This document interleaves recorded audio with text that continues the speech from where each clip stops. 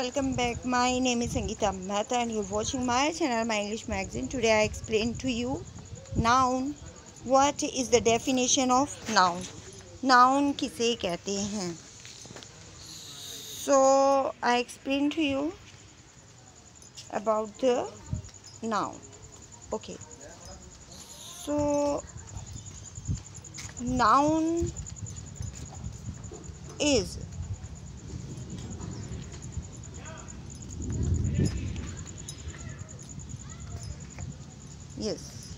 first of all I give the definition to noun. Noun in Hindi grammar is also called संज्ञा. Noun को संज्ञा कहते हैं.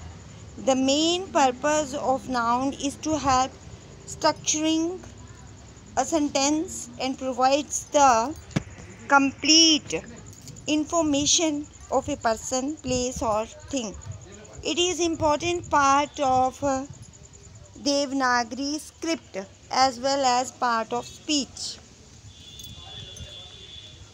तो नाउन को संज्ञा भी कहते हैं. संज्ञा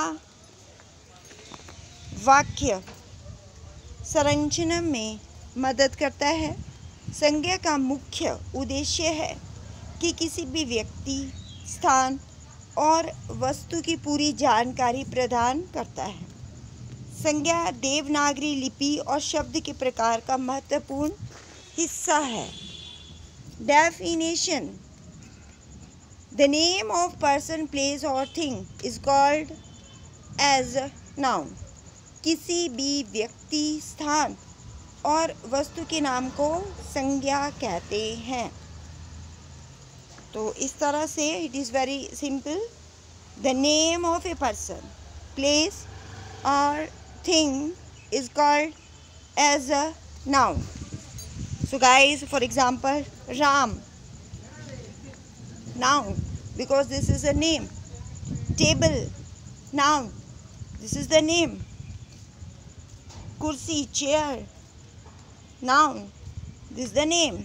Delhi, it is also the name of a city. So guys, it's very simple. The following sentences contain examples of संज्ञा. राम अच्छा लड़का है, यानी Ram is good boy. Table नया है, table is new. Delhi Bharat की राजधानी है, Delhi is the capital of India. संज्ञा के भेद. All words which we use in a sentence as a noun, name, person, place or thing, etc. all or comes under the classification of noun. संज्ञा के अंतर्गत शब्द आता है जो किसी भी व्यक्ति, स्थान या वस्तु के रूप में वाक्य में प्रयोग किया जाता है. सभी शब्द संज्ञा के वर्गीकरण के अंदर आते हैं. Noun is classified into 5 parts. अब नाउन के कितने रूप हैं, कितने प्रकार हैं? प्रॉपर नाउन यानी व्यक्तिवाचक संज्ञा, कॉमन नाउन जातिवाचक संज्ञा, कलेक्टिव नाउन समूहवाचक संज्ञा, मैटीरियल नाउन द्रववाचक संज्ञा, एब्स्ट्रैक्ट नाउन भाववाचक संज्ञा. Now I explain to you proper noun. What is a proper noun? A noun which belongs to a particular or individual name, person, place or thing is called as proper noun. जो किसी भी व्यक्ति, स्थान या वस्तु का बोध कराता है उसे व्यक्तिवाचक संज्ञा कहते हैं. A noun which belongs to a particular or individual name, person, place or thing is called as proper noun. For example, Yamuna, Meena, Mumbai. This is a noun which belongs to a particular of individual name, person or thing is called as proper noun. जो किसी भी व्यक्ति, स्थान या वस्तु का बोध कराता है उसे व्यक्तिवाचक संज्ञा कहते हैं. For example Yamuna, Meena, Mumbai. These are the name of noun. Now I explain to you the common noun. What is a common noun? Common noun are the words which name the places, people, things, etc. But they are not the actual name of the place, people or things. For instance, boy is a common noun and the boy's name is Arun, which is proper noun as it specifies the name. अब देखो proper जो noun है और common noun है, इन दोनों में difference है.